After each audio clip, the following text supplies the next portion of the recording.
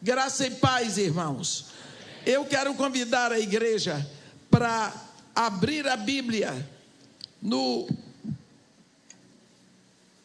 1 de João, capítulo 2.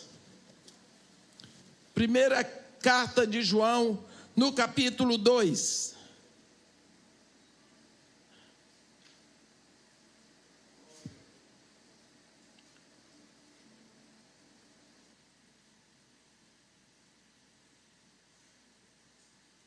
Aonde nós vamos estar lendo a partir do versículo 15, aonde o apóstolo nos adverte dizendo assim: não ameis o mundo, nem as coisas que há no mundo.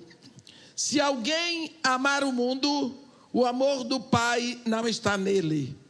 Porque tudo o que há no mundo, a concupiscência da carne, a concupiscência dos olhos, a soberba da vida, não procede do Pai, mas procede do mundo. Ora, o mundo passa, bem como a sua concupiscência. Aquele, porém, que faz a vontade de Deus, permanece eternamente. Aqui nós vemos, entre tantas coisas que o apóstolo João nos diz, nós vemos ele nos falar sobre a concupiscência dos olhos. Ora, nós então paramos para nos perguntar: para onde estamos olhando? Aonde os nossos olhos estão nos levando? E o que é que os nossos olhos têm permitido que cheguem à nossa alma? Quando Jesus Cristo começa o seu ministério, lá em Mateus 5 está registrado que ele diz: bem-aventurados os puros de coração, porque eles verão a Deus. Quando nós pensamos o nosso momento como igreja aqui na terra, estávamos falando de manhã que já vai completar 2000 anos de igreja aqui na terra, porque Jesus Cristo foi à cruz no ano 33. O Espírito Santo desce, começa uma igreja daqui a pouco, 2033, 2000 anos de igreja na terra. Nesses 2000 anos, aonde a igreja tem chegado? Será que já alcançou os confins da terra? O que é a igreja? Quem somos nós? Esse povo, esta nação, esta cultura, esta raça, esse sacerdócio que começou no ano 33 para 34 depois de Cristo. O apóstolo Pedro, ele nos assegura: vós sois raça eleita, sacerdócio real, nação santa, povo de propriedade exclusiva de Deus, a fim de proclamardes as virtudes daquele que vos chamou das trevas para a sua maravilhosa luz. Então, quando o Espírito Santo vem para a terra, começa um mover espiritual que nunca tinha acontecido.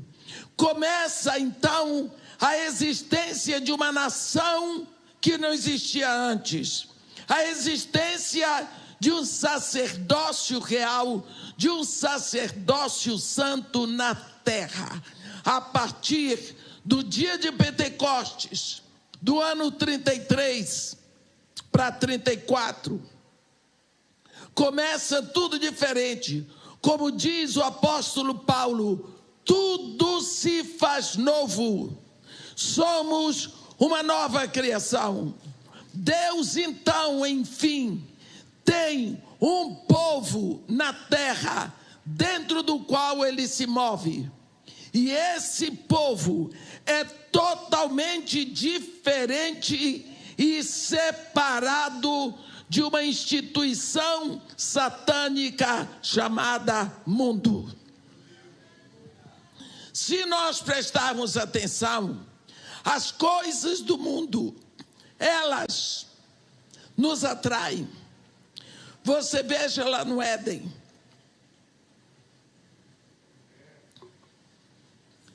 Deus falou: daquela árvore não comerás, porque no dia em que dela comeres, certamente morrerás. Mas é dali que a mulher comeu e deu para o seu marido. Por que será que aquilo que é proibido e que até produz morte nos atrai tanto?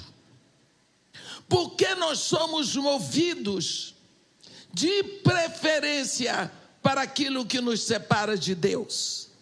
Aquilo que nós vemos com esses olhos podem perfeitamente ser o princípio da nossa destruição. Por isso nós precisamos dar atenção aonde nós estamos olhando. E aqui o apóstolo João diz: não ameis o mundo. O que é o mundo? Senão essa instituição que enche os nossos olhos, que causa em nós tanto desejo, tanta vontade. Você veja que o próprio Satanás, ele oferece os tesouros do mundo para Jesus. O mundo é toda essa pungência de brilhos que enchem os nossos olhos e nos dão desejo de possuir as coisas. Vamos ver um pouquinho como estão os nossos olhos. Quando nós olhamos lá para frente, vemos Deus colocar tantas árvores frutíferas no jardim, e no meio ele colocou a árvore do conhecimento do bem e do mal. Mas ele avisou: a árvore está aí, você é livre para escolher. Você continua livre para escolher, e eu também. De toda árvore do jardim comereis livremente, menos de uma. De uma, na hora que você comer, você não é livre. Porque no dia que você comer desta árvore, certamente você vai morrer. Mas você é livre para escolher. Olhe que Deus nunca tirou de nós o direito da escolha. Quando ele traz seu povo do Egito, que chega na hora de entrar na terra prometida, ele diz: eis aí, eu coloco diante de vós a vida e a morte, a bênção e a maldição. Escolhei, pois, a vida, para que possais viver vós e os vossos filhos. E eles escolheram a maldição. Lá no Éden, a árvore do conhecimento do bem e do mal, se dela comeres, certamente morrerás.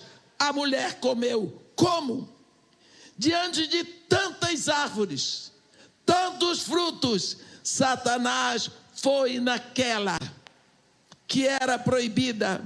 E você vê que tudo entrou pelos olhos. Lá no capítulo 3 de Gênesis, nós lemos bem no versículo 6: vendo a mulher que a árvore era boa para se comer, agradável aos olhos e árvore desejável para dar entendimento, tomou-lhe do fruto e comeu, e deu também ao marido, e ele comeu.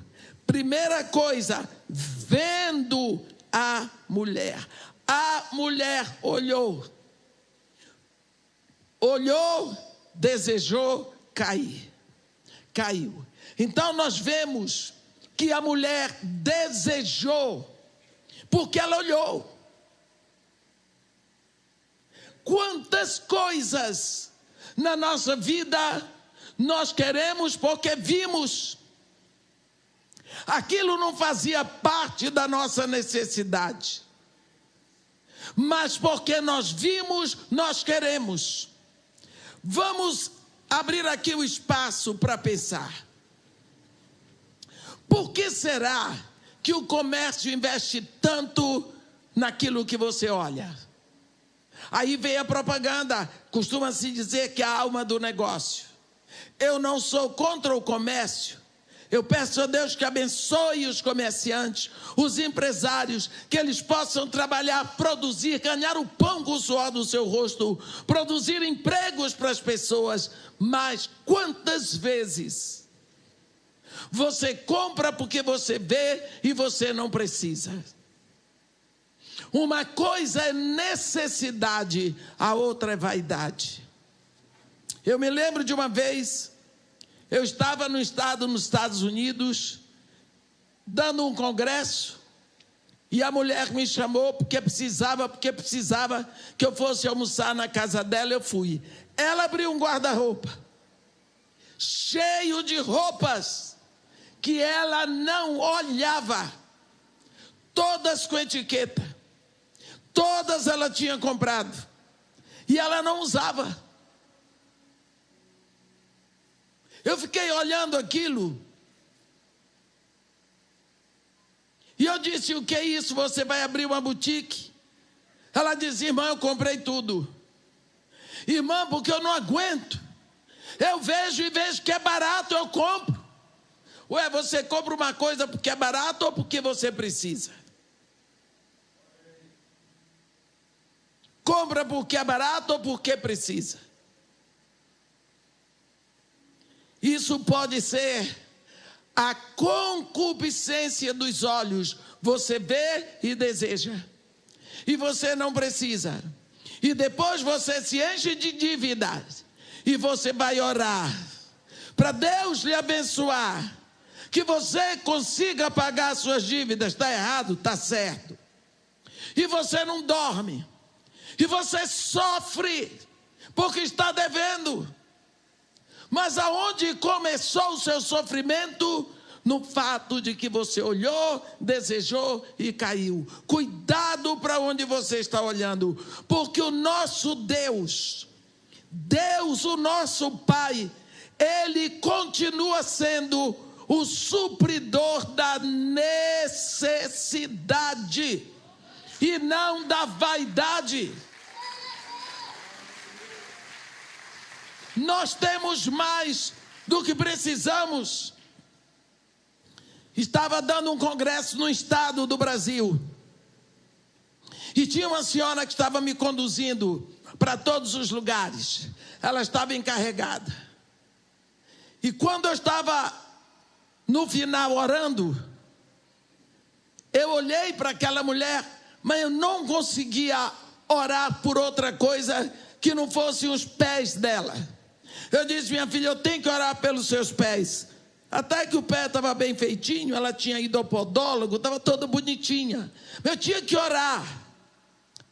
Ela disse: irmã, será que eu vou quebrar o pé? Eu disse: isso aí eu não sei, mas tem um problema com os seus pés.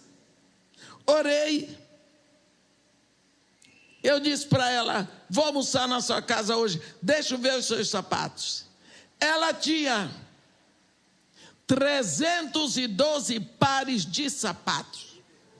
Você sabe o que é isso? Quase um sapato para cada dia do ano. Eu pensei: você é uma centopeia. Aí ela foi me contar. Quando ela era pequena, ela andava descalça às margens do rio Amazonas, porque a mãe não tinha dinheiro para comprar um sapato. E quando foi na hora de fazer a primeira comunhão, Todas as crianças foram de sapato. Ela foi descalça e ela escondia os pés. Existia uma doença lá atrás sobre os pés dela. Ela não tinha esquecido a dor de ter os pés descalços. E agora ela queria suprir. Isso se chama uma compensação no mesmo elemento. Mas é uma doença que ficou na alma dela. Ela não tinha entregado a Deus aquele momento da vida dela. E ela foi o resto da vida carregando a dor da necessidade de sapato. Ela comprava sapato para ter e não para usar. Ela era uma protetora de sapatos novos. Eu não entendo como não comprou uma sapataria. Aonde você está olhando? O que você está desejando? Eva desejou aquilo que foi proibido por Deus. Não foi Deus que foi lá e disse para Eva olhar o fruto. Foi Satanás travestido de serpente. Satanás continua a se travestir e opera na nossa mente ainda hoje para olharmos aquilo que Deus não quer que desejemos. Você viu que Eva olhou, vendo a mulher, que a árvore era boa para se comer. Ela viu. Para onde você está olhando? Temos mais um grande exemplo de pessoas que pagou um preço muito alto, porque olhou, desejou e se apossou. Vamos lembrar que quando Deus chamou Abraão, no capítulo 12, ele disse para Abraão: Abraão, deixa a tua terra, a tua parentela, a casa do teu pai, vai para uma terra que eu te mostrarei. Deus disse para Abraão deixar terra, parentela, casa do pai. Abraão obedeceu a Deus, tudo direitinho, mas levou o sobrinho. Sobrinho é parentela, sobrinho é parente. Lógico que vai dar problema. Se Deus diz para não fazer e a gente faz, vamos pagar o preço, a conta vai chegar. Levou Ló. Quando chegou nos carvalhais de Mamre, onde habitavam os cananeus, Deus diz para ele: Abraão, olha toda esta terra, anda toda esta terra, olha para o norte, para o sul, para o oriente e para o ocidente, porque tudo o que tu vês será teu e da tua descendência para sempre. Abraão olhou e viu que tinha fome e desceu para o Egito, e nós sabemos que isso leva anos. A Bíblia diz que quando ele voltou do Egito, houve contenda, briga, confusão entre os pastores de Abraão e os pastores de gado de Ló. A Bíblia diz: Ló, que ia com Abraão, capítulo 13 de Gênesis, versículo 5. Também tinha rebanhos, gado e tendas, e a terra não podia sustentá-los para que habitassem juntos, porque eram muitos os seus bens, de sorte que não podiam habitar um em companhia do outro. Houve contenda, versículo 7, entre os pastores de gado de Abraão e os pastores de gado de Ló. Nesse tempo, os cananeus e os ferezeus habitavam a terra. Disse Abraão a Ló: não haja contenda entre mim e ti. Observe que a contenda era entre os pastores. Agora Abraão diz: não haja contenda entre mim e ti, entre os meus pastores e os teus pastores, porque somos parentes chegados. Acaso não está diante de ti toda a terra? Peço-te que te apartes de mim. Se fores para a esquerda, irei para a direita. Se fores para a direita, irei para a esquerda. Olhe o que Abraão está dizendo. Escolhe. Escolhe. A terra tinha sido dada a Abraão. Eu vou fazer um parêntese. Você sabe a extensão da terra prometida? Quando Deus chamou Moisés ao Monte Nebo, ele mostrou os limites da terra prometida. É todo o Líbano, todo o Iraque, toda a Palestina, 3/4 da Jordânia e metade da Síria, meus irmãos. Tudo isso é a terra prometida de Deus para Israel. Tudo isso. Olha onde está Israel. Apertadinho. E ainda querem tomar o pouquinho que ele tem. Não vamos falar sobre isso. Só para dizer que aquela terra foi dada a Abraão e a sua descendência. E Abraão diz para Ló: toda a terra está diante de ti, escolhe o que tu queres. Se tu fores para a direita, irei para a esquerda. Se tu fores para a esquerda, irei para a direita. Então, a Bíblia diz que Ló não se deu por rogado. Podia ter dito: não, tio, é o senhor que escolhe. O senhor escolhe e a outra parte é minha. Não. Levantou Ló os olhos e viu toda a campina do Jordão, que era toda bem regada. Antes de haver o Senhor destruído Sodoma e Gomorra, como o jardim do Senhor, como a terra do Egito, como quem vai para Zoar. Então, escolheu para si toda a campina do Jordão e partiu para o oriente, separando-se um do outro. Habitou Abraão na terra de Canaã e Ló nas cidades da campina, que ia armando suas tendas até Sodoma. Ora, os homens de Sodoma eram maus e grandes pecadores contra o Senhor. Tem uma musiquinha que nós ensinamos para as crianças. Cuidado, boquinha, com que falas. Cuidado, olhinho, com que vês. Porque Papai do Céu está olhando para você. Ló olhou a maravilha da terra. Viu? Eu quero isso aqui. Ele não sabia que aquilo dali ia levar ele para Sodoma. E que tudo que ele ia construir ia virar cinza. Mas ele escolheu pelo que olhou. Ele tinha direito? Não.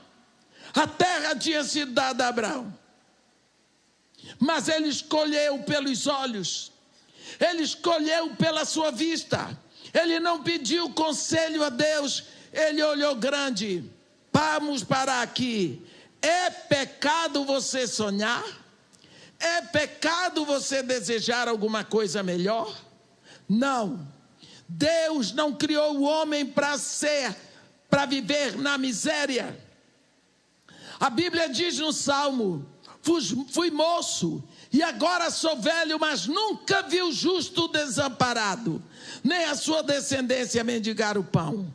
Comece a olhar, a pensar, a buscar, a trabalhar, porque aquele que trabalha não passa na miséria.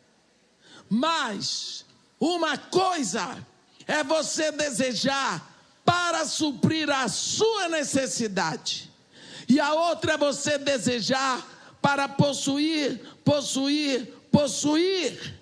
Como a Bíblia diz, a sanguessuga tem 2 filhas, a saber, dá. O último mandamento de Deus é sobre a cobiça. Por que que Deus põe como último mandamento a cobiça? Porque não cobiçarás a casa do teu próximo, não cobiçarás a mulher do teu próximo, nem o seu servo, nem a sua serva, nem o seu boi, nem o seu jumento, nem coisa alguma que pertença ao teu próximo. Por quê? Porque a cobiça é a aglomeração de todos os pecados. Uma coisa é você precisar e a outra é cobiçar. Porque quando você cobiça, você está cobiçando além da sua necessidade. E Deus é o supridor da necessidade. É preciso que você examine o seu coração e veja se você necessita. Eu estava no final do ano, eu tenho o projeto Dona Marta, eu trabalho o ano todo para isso. E quando chega ali, pelo mês de agosto, julho, eu parto para comprar roupa, porque toda a roupa das crianças nós que damos, eu digo nós porque a Ângela está ali também.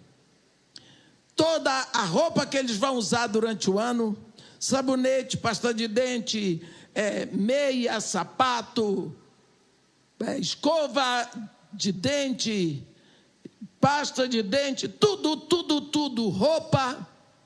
E teve um dia que uma mãe chegou lá assim, muito jocosa, e disse para mim: mas irmã, a senhora não muda mesmo, né? Eu digo: mudar para onde? Não, olhe as calcinhas que a senhora deu para minha filha. Eu disse: são lindas. Irmã, não se usa mais essa calcinha, isso aqui é samba canção.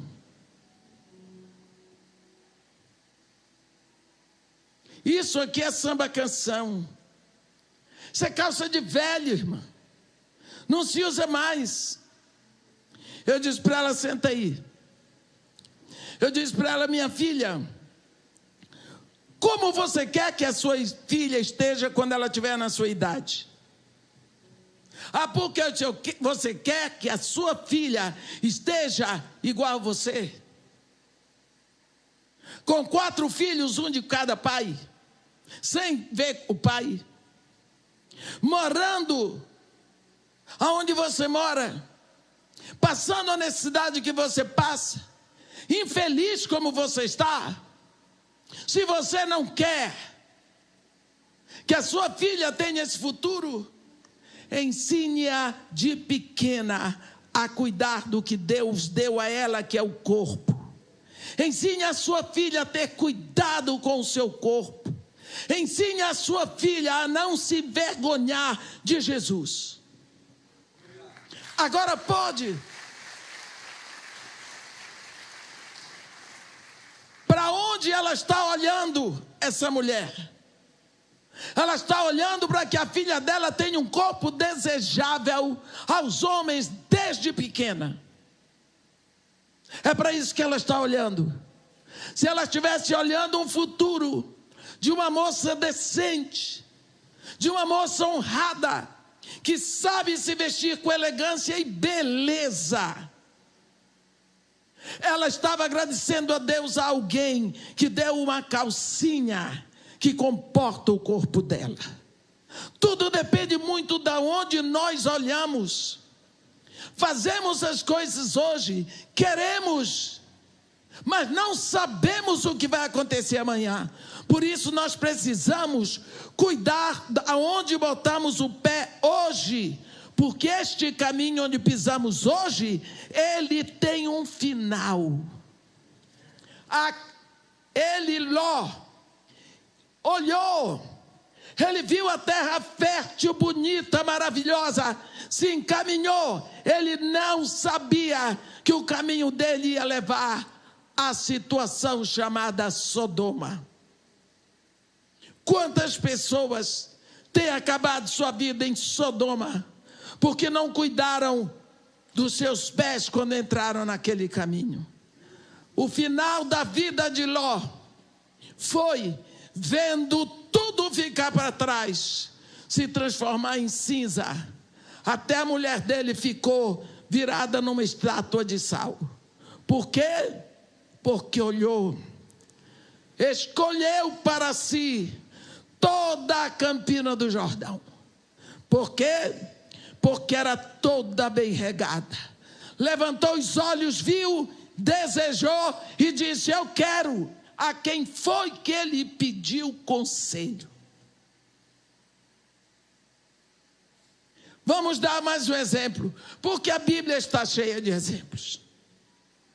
Você lembra quando o povo de Israel entrou na terra prometida e eles começaram a ter sucesso em tudo o que faziam, até quando chega no capítulo 7 do livro de Josué, nós vamos ver, eles tiveram uma derrota horrível.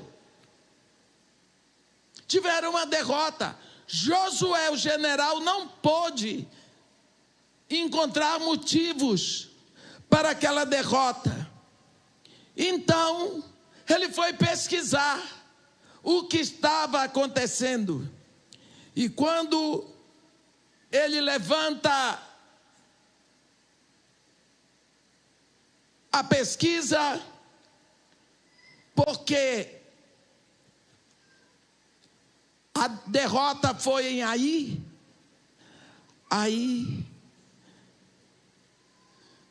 O que foi que aconteceu? O que não aconteceu? Havia pecado.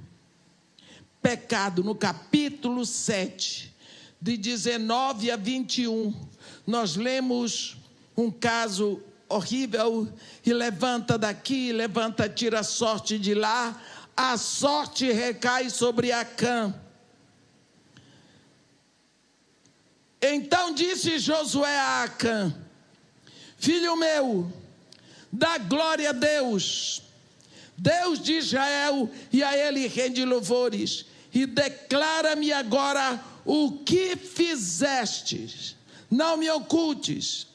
Respondeu Acã a Josué e disse: verdadeiramente pequei contra o Senhor, Deus de Israel, e fiz assim e assim. Quando vi, olhe os olhos,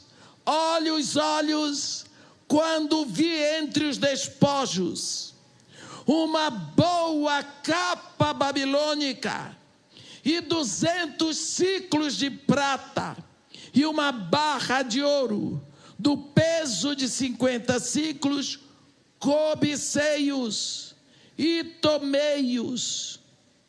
Vi, cobicei-os e tomei-os. Olha, antes que ele visse, ele não cobiçou. Mas quando ele viu, entrou pelos olhos o desejo. E ele tomou, sabendo que ele estava proibido de fazer aquilo. Sabendo que Deus tinha dito, tudo de Jericó tem que ser exumado. A prata, o ouro, o cobre e o ferro serão tirados para o tesouro do Senhor. Tudo tem que ser queimado. Ele sabia disso, mas quando ele viu, ele desejou e ele tomou. Ele sabia que não devia fazer, mas ele fez. Ele não mediu as consequências da desobediência. Ele não pensou no amanhã. Quantas pessoas me confessam: irmã, só quando chego em casa é que eu pensei. Só depois que pensou. Mas na hora é vencido pela tentação. Olha, concupiscência dos olhos. O mal que veio para a vida de Acã e para toda a família dele foi pelos olhos. Foi a concupiscência dos olhos. Quantas coisas você vê e deseja? Anteontem eu fui a um lugar lá na Washington Luiz para comprar roupa para minhas crianças. E as pessoas me reconhecem. E uma senhora veio, ela estava abrindo uma loja. Trabalhadora, batalhadora, vai para lá de madrugada.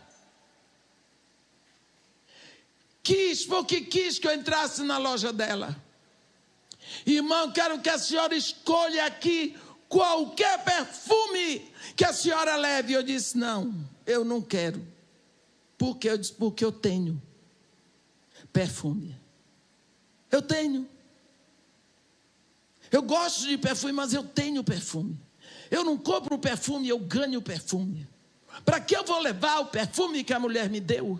Quando ela botou ali para ela vender e ganhar o pão, ela não fabrica o perfume, ela compra. Eu disse, mas você já fez a sua oferta. O seu coração se abriu para me dar. A sua oferta está diante de Deus e vamos orar. Orei e pronto. Para que eu ia levar mais um perfume para casa? Ah, mas era bom para a mulher. Não, não era bom para ela não. Para ela foi bom que eu a abraçasse, que orasse, que a abençoasse. Quantas vezes nós não pensamos no resultado, na consequência da nossa ação? Por quê? Porque olhamos e desejamos. Dê uma olhadinha na sua vida. Tudo que você tem. Como a sua casa está cheia de coisas que você vai acumulando. Quantas pessoas estão precisando dos seus excessos, daquilo que você tem de sobra, daquilo que está sobrando na sua vida. E quantas coisas você está planejando para o Natal. Você já está planejando. Por quê? Porque você quer mais. E vai diante de Deus com o seu cartão de crédito para Deus abençoar. É pecado? Não. Mas será que você não tem coisa mais útil para fazer do que se encher de compras? Porque você olhou e gostou. E aquilo é um perigo para você. Você tem que discernir o que é necessidade e o que é vaidade. A sua necessidade, Deus vai suprir. A sua vaidade, não. Quando ele diz, quando o apóstolo diz, a concupiscência dos olhos, a concupiscência da carne, a soberba da vida, não procede do Pai, mas procede do mundo. Quando nós pensamos como está a nossa vida na direção daquilo que nós vemos, para onde nós estamos olhando? Você sabe, quando os fariseus perguntaram a Jesus como viria o reino de Deus, Jesus Cristo respondeu: não virá o reino de Deus com visível aparência, nem podereis dizer, aqui está o reino de Deus, ou lá está ele, porque o reino de Deus está dentro de vós. Este reino que está dentro de cada um de nós, já chegou no dia em que nós nos rendemos a Jesus Cristo, para ser o nosso único Senhor, suficiente Salvador. Então, quando nós começamos a levar uma vida na consciência de que o reino de Deus está em cada um de nós, nós vamos aprender a olhar as coisas do ponto de vista do reino. Olhar as coisas do ponto de vista do reino.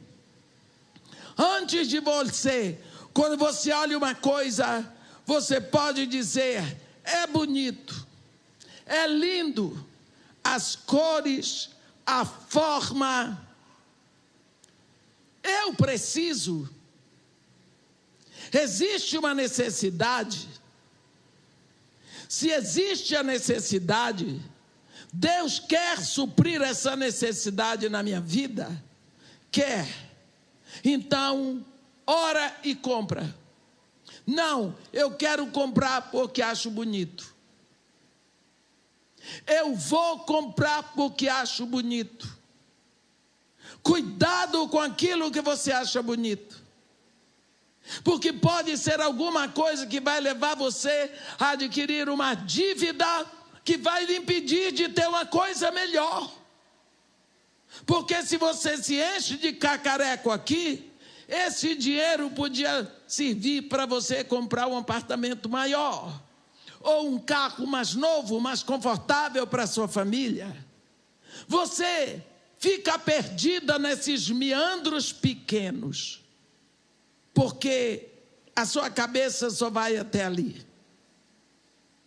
Eu escrevi um livro e botei uma história sobre um pescador. Pescador é um povo engraçado. O pescador tem a paciência de olhar para o mar enorme e pensar assim, ali tem peixe. E se eu botar uma isca, vai chegar uma hora que um peixe vai morder no meu anzol. E ele fica ali o dia todo. Não é? Porque ele crê que tem um peixe ali, ou no rio ou no mar. Então, o pescador estava sentado na beira do cais. Ele tinha uma cesta para botar os peixes, uma caixinha de isca, e ele tinha uma régua de 15 centímetros. E então ele botava a isca, jogava o anzol, ficava esperando. Cada peixe que vinha, ele media na régua. Se fosse menor do que a régua, ele guardava na cesta. Se fosse maior, ele devolvia para o mar. E assim ele foi na pescaria esquisita dele. Tinha um homem que ia passando e ficou observando o trabalho daquele pescador. Ficou impressionado, porque normalmente nós queremos os peixes maiores. E ele devolvia o peixe maior para o mar. Então, ele se aproximou do pescador. O senhor me desculpe, mas eu estou aqui impressionado, porque estou vendo o senhor pescar e o senhor devolve todos os peixes maiores do que a sua régua. Você devolve para o mar. Por quê? E o pescador, com aquele ar de pescador, disse para ele, é que a minha frigideira só tem 15 centímetros de diâmetro. Tem pessoas assim, que a frigideira dele limita as aquisições dele. Ora, o mar estava dando peixes grandes, mas a frigideira dele era pequena. Às vezes, você tem diante de você tantas bênçãos, mas a sua frigideira aqui não tem grandes sonhos. Deus tem coisas maiores para você. É pecado querer uma casa maior? Não. É pecado ter um carro mais bonito? Não. É pecado viajar para a Europa? Não. O amor ao dinheiro é que é a raiz de todos os males. Você ficar guardando dinheiro e não usa. Mas aí é que vem a sabedoria. Não jogue o dinheiro. em coisas tão pequenas, tão fortuitas, e você terá o dinheiro para coisas maiores. Tem um ditado em inglês que diz: se você cuidar dos tostões, chegará aos milhões. Se você se atrapalha com tantas dívidas pequenas, 3, 4 pares de sandália, 5 blusas, 8 toalhas, que você não precisa, você não vai ter o dinheiro para trocar o carro de 2 em 2 anos. Por quê? Porque a bênção do seu trabalho ficou diluída em coisas sem valor. Você pode viver perfeitamente. Com 8 toalhas de banho, você tem 16. Você só tem uma cama, mas você tem 12 lençóis. Precisa? Mas a gente faz isso, inclusive eu de meia. Para que você precisa de 8 pares de sapato quando você tem um par de pés? Então esse dinheiro que você jogou fora aqui, ele podia lhe levar a uma coisa maior daqui a pouco. O que eu estou dizendo é sabedoria. Sabedoria no lidar com o dinheiro, porque o dinheiro pode ser uma grande bênção na sua vida e no reino de Deus. Nunca pense que Deus não quer que você tenha dinheiro. Deus quer que você ganhe o pão com o suor do seu rosto.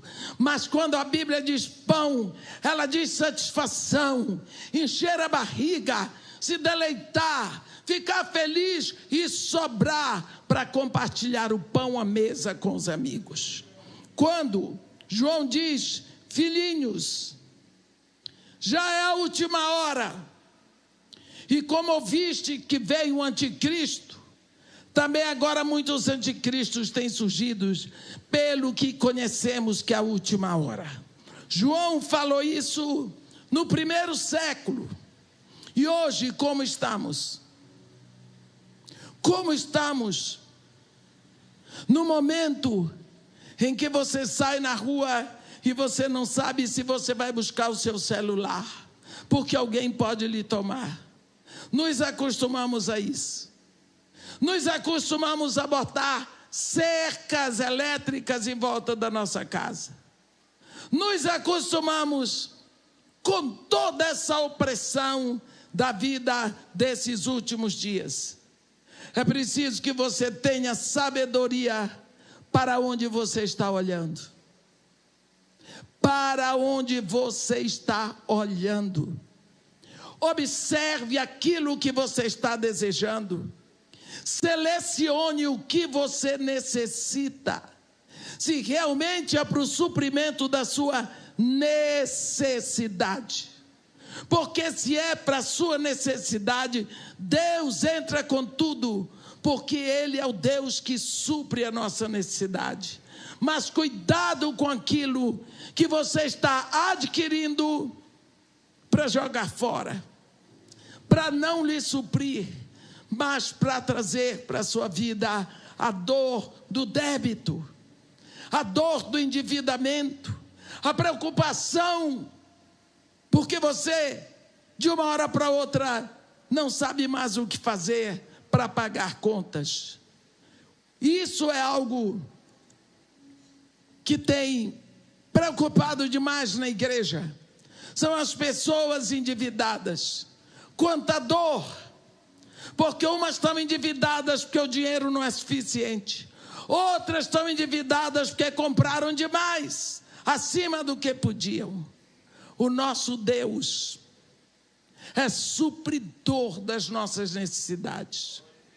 Quando nós vemos tudo o que a Bíblia nos diz sobre o modo como estamos olhando as coisas, será que nós estamos olhando o sentido que Deus quer que olhemos? Será que nós estamos olhando para Deus como Deus Senhor presente, que quer nos abençoar? Quantas vezes esquecemos que Deus está olhando da nossa geração para os nossos filhos? Qual é o legado que nós estamos deixando? Um legado de débitos. Legado de débito. Nós ensinamos os nossos filhos a dever. Se você lembra, quando Deus falou com Davi, por meio do profeta Natã, ele disse para Davi o que ia acontecer depois que Davi morresse, o que ia acontecer com o seu filho, o que ele ia fazer. Mas ele não deixou dívida, pelo contrário, ele deixou suprimento para o filho construir o templo. Quantas vezes nós esquecemos que Deus quer que façamos o mesmo? No capítulo 17 de 1 Crônicas, a Bíblia diz assim: a dizer que quando teus dias se cumprires e tiveres de ir para junto de teus pais, então farei levantar depois de ti o teu descendente, que será dos teus filhos, e estabelecerei o seu reino. Este me edificará casa, e eu estabelecerei o seu reino para sempre. O que Deus está dizendo é que este filho, este descendente, ele iria andar no caminho do pai. O pai, se o pai tivesse deixado uma dívida, esse moço ficaria com a dívida. Se o pai deixou uma herança de abundância, o filho é herdeiro. Mas quantos filhos hoje estão pagando pela insensatez de pais que deixam dívidas e dívidas e dívidas? Portanto, vamos pensar hoje naquilo que nós estamos deixando. Deus diz para Davi: eu lhe serei por pai, ele me será por filho. A minha misericórdia não apartarei dele, como a retirei daquele que foi antes de ti. Mas o confirmarei na minha casa e no meu reino para sempre, e o seu trono será estabelecido para sempre. Quando Davi morreu, Salomão vai pegar o que Davi já tinha em vida, separado para o templo. Está vendo? Deus tirou Davi de trás da malhada. Ele era pastor de ovelhas, ficava no campo com a malhada. O que foi que aconteceu? Esse rapaz prosperou, ele agradou a Deus, mas durante a vida toda ele separou ouro, prata, bronze para o futuro. O futuro. Ele trabalhou e ele deixou. Foi pecado guardar? Não. Ele deixou porque ele tinha um objetivo.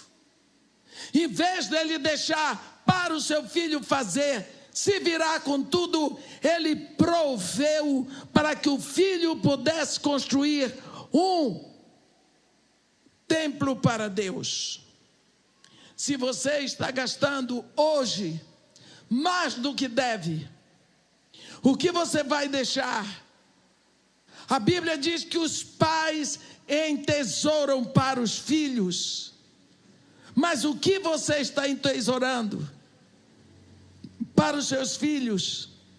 Se você gasta levianamente, muito mais, uma coisa é usar, a outra é gastar.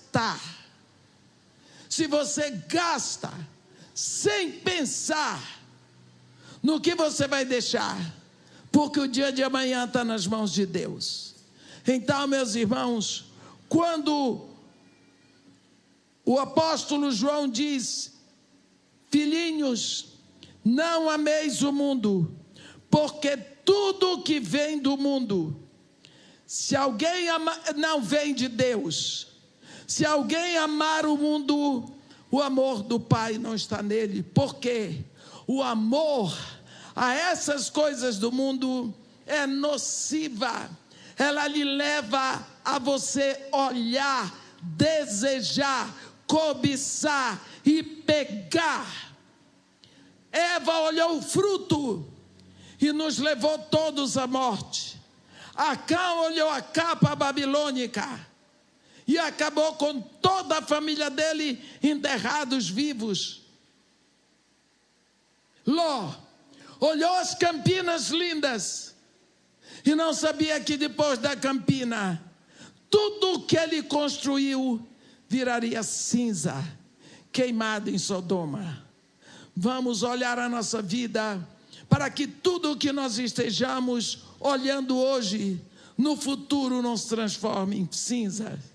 Porque nós precisamos hoje construir para os céus, construir para o futuro, construir para o reino, mas aqui ainda levarmos vidas sem tanta agonia, sem tanta dor, sem tanto desespero de dívidas e problemas, porque nós compramos, adquirimos muito mais do que necessitamos. Amém? Senhor Deus nosso Pai, desde toda a eternidade o Senhor é Deus. O Senhor nos deu o seu Espírito, nós somos seus filhos, e com seu Espírito vem o discernimento, a capacidade para discernir. Lhe pedimos neste momento, ó Pai, que o Senhor estenda a sua mão sobre nós, que o Senhor nos cerque com seu fogo santo, que o Senhor nos dê sabedoria, discernimento, para sabermos como usar o dinheiro que vem na nossa mão. Que o Senhor nos abençoe, que nós tenhamos mais e mais cada dia, para o suprimento da nossa necessidade e daqueles que dependem de nós.